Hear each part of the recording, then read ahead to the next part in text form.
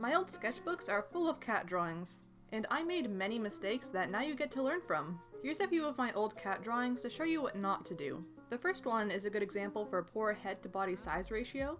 I would draw the bodies way too small. In case you don't realize just how weird this cat is, here's what it would look like as a real cat. As you can see, normal cats should not have a head this big. The second example has the same problem. You could argue that it's a kitten, but I don't think that was my intention. Really, I just needed to look at more reference images. I also don't know why there's so much head underneath the chin here, and the body, especially the hind legs, could use a lot of adjusting. I drew this cat again, and here's what I've changed. A lot of these changes are small and hard to explain, so let's talk about the cat body shape to start off. I recommend using this trapezoid type shape. The back of a cat tends to be slightly larger than the front, and the back arches up. On the front side, add a shoulder bump in the neck. Add a reasonably sized head, and legs that aren't too long. In this third example from my old sketchbooks, I have this drawing that, first off, has a back that is arched down instead of up, and also has legs that are way too long. For more details on how to draw legs, check out this video after this that I will link in the description.